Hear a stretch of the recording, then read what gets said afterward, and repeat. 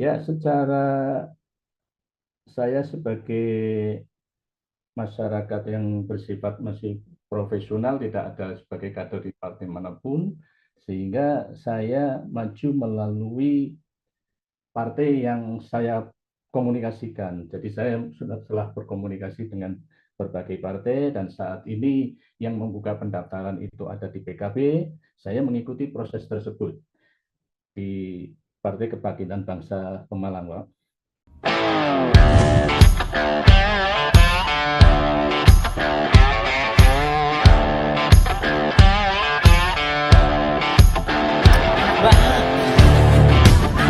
Cipol, minuman asli Pemalang, hilangkan dahagamu, rasakan kesegarannya.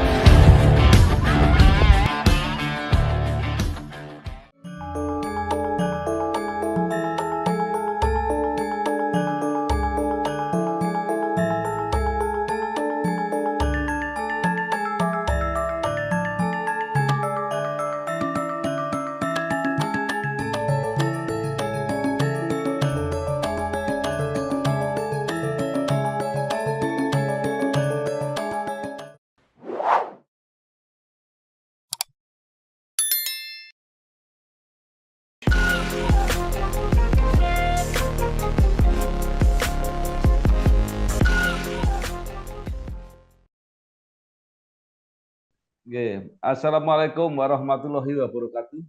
Waalaikumsalam warahmatullahi wabarakatuh. Bersama saya Bambang Sadono di kanal Inspirasi Jawa Tengah. Mudah-mudahan kanal ini selalu bisa memberi inspirasi, motivasi, dan edukasi. Kami sedang mempersiapkan beberapa video wawancara untuk memantau dinamika kabupaten kota dalam menyongsong pilkada serentak, termasuk pemilihan bupati dan wakil bupati Kabupaten Pemalang periode 2024-2029. Saat ini saya sudah bersama dengan seorang tokoh Kabupaten Pemalang, yaitu Bapak Nurholis SH MSc. Beliau telah purna dari PNS dan sekarang menjadi pengusaha. Apa kabar Pak Nurholis? Baik, Bapak. Ya, Pak Nurholis lahir Pemalang 5 Agustus 1967, menyelesaikan S1-nya di Unisula Semarang, kemudian S2 di Universitas Diponegoro. Berkarir sebagai ASN sampai pensiun dan saat ini berwira swasta. Pak Nurholis, kalau mungkin ada yang terlewat, yang perlu disampaikan dari perjalanan karir Bapak sampai saat ini, monggo silahkan Pak. Terima kasih Pak Bambang yang saya hormati. Saya banggakan politikus senior di Golkar. Ya Bapak, perlu kami sampaikan benar bahwa saya putra daerah Bapak, asli Pemalang, kelahiran tahun 67. Saya berkarir di PNS sejak tahun 1992. Lulus S1 Unisula langsung jadi PNS sampai tahun 2010 itu saya mengabdikan diri di Kabupaten Grobogan. Jadi PNS pertama saya di Kabupaten Grobogan. Kemudian 2010 saya pindah di Kabupaten Pemalang atas permintaan ibu saya untuk pulang kampung gitu. Dan pada tahun 2022 saya mengajukan pensiun dini. Jabatan saya terakhir Kabak-Kesra di Setda Pemalang. Itu kira-kira Bapak. Baik, ya. Nah, Bapak sekarang mempersiapkan diri sebagai calon bupati. Saya tidak tahu nanti apakah juga jadi calon wakil bupati, monggo nanti disampaikan sendiri. Mungkin bisa disampaikan apa Pak yang menjadi motivasi atau misi Bapak? Baik, jadi apa yang saya rasakan, saya pernah bekerja di Kabupaten Grobogan dengan masyarakat di sana, kemudian dengan masyarakat di Pemalang. Kenapa saya memutuskan pindah juga atas persetujuan ibu saya, dan kemudian saya sedikit ada kepedulian tentang Pemalang ini. Ada beberapa hal yang mendorong saya, memotivasi saya untuk maju menjadi bupati di Pemalang ini karena melihat menurut saya tidak progresif majunya Kabupaten Pemalang ditandai dengan IPM, kemiskinan yang cukup tinggi di Pemalang. Inilah yang mendorong saya untuk berbuat, untuk menyumbangkan pikiran dan mengambil kebijakan untuk merubah Pemalang yang lebih baik. Demikian itu motivasi yang saya, dan ini lahir dari pribadi saya sendiri, niat tulus saya.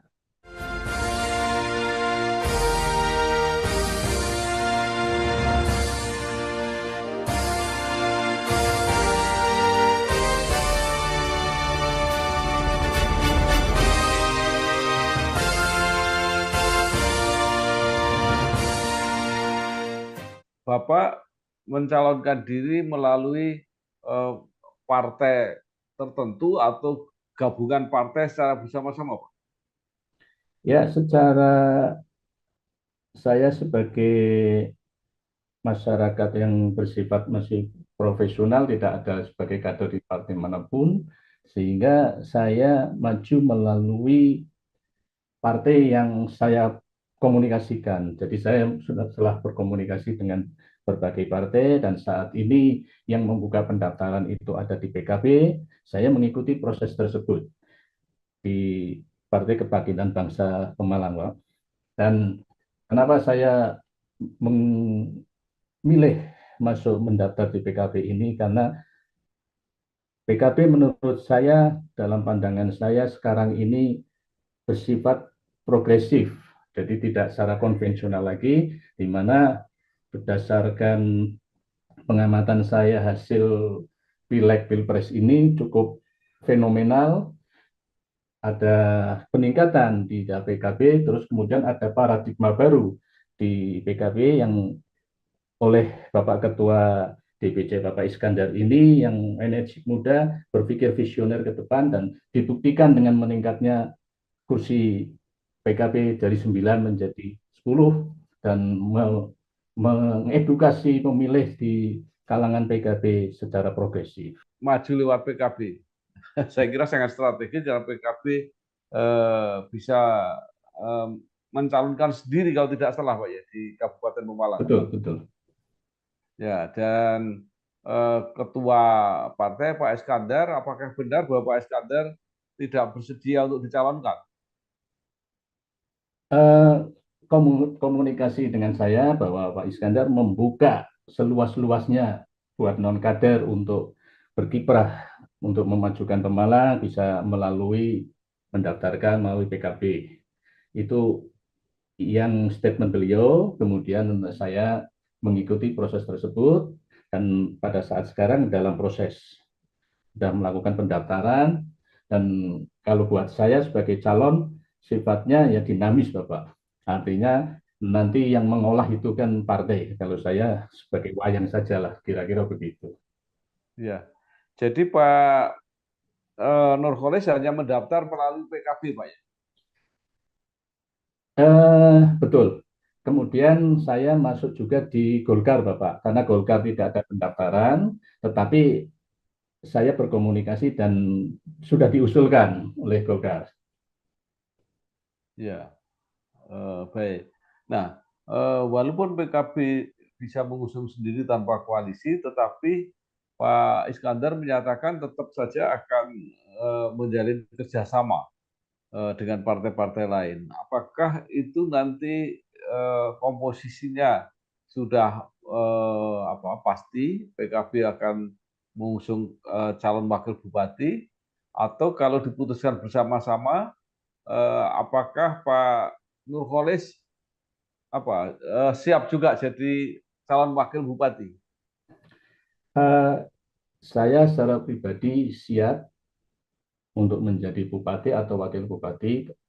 Tentunya saya sebagai calon ya mengikuti prosedur mekanisme partai akan membentuk koalisi seperti apa, tapi yang sudah saya lakukan adalah sudah berkomunikasi dengan beberapa partai, baik itu P3, PAN, Gerindra. Jadi semoga saja niat saya bisa membantu membentuk koalisi dari partai.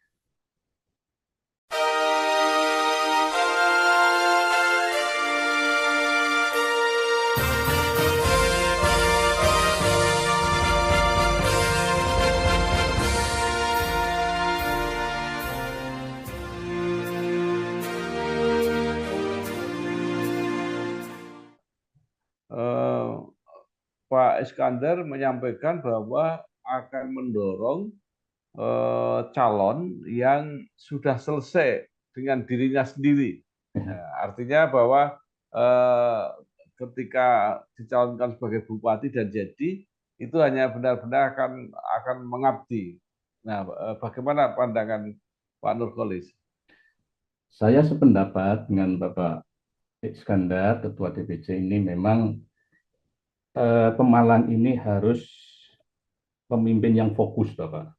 Jadi sudah tidak banyak kepentingan lagi terhadap dirinya. Dan saya sudah menyiapkan itu karena pensiun dini, kemudian saya sudah usaha, kemudian usaha ini juga sudah ada manajemen sendiri. Jadi saya secara kepentingan sudah tidak ada lainnya lagi. Jadi artinya tinggal niat saya untuk berbakti kepada masyarakat Pemalang.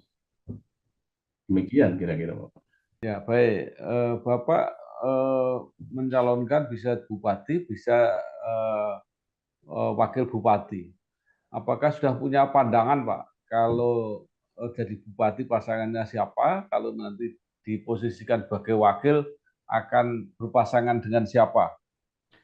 Kalau saya siap sedia dengan siapapun yang nanti menjadi pilihan koalisi partai, karena ini hitung-hitungan politisnya tentu partai mempunyai pandangan yang lebih dibanding saya sebagai calon pribadi ini.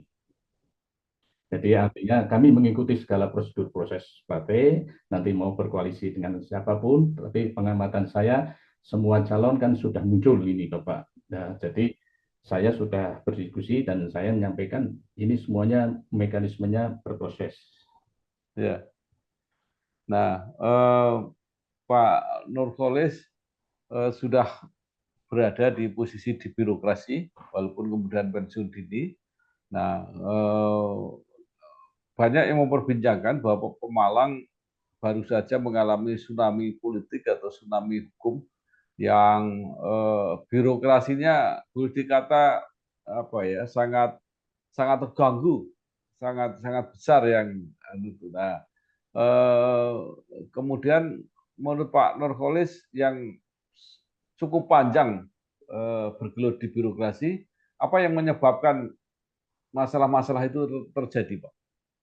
Ya, jadi di birokrasi ini paradigma yang dipakai masih konvensional, jadi artinya mengikuti sistem yang ada, jadi tidak mau berpandangan sedikit progresif. Jadi artinya eh, apa yang terjadi di ASN sekarang ini terbentuk karena ya kebiasaan. Nah, sehingga ke depan ini paradigma tersebut atau mindset dari ASN ini harus memang dirubah. Nah, perubahan ini tentunya butuh figur pemimpin yang berani, bersih, tidak terkontaminasi dengan keadaan-keadaan yang terdahulu. Jadi ini yang menurut saya eh, dibutuhkan oleh birokrasi saat sekarang. Jadi Pemalang butuh perubahan.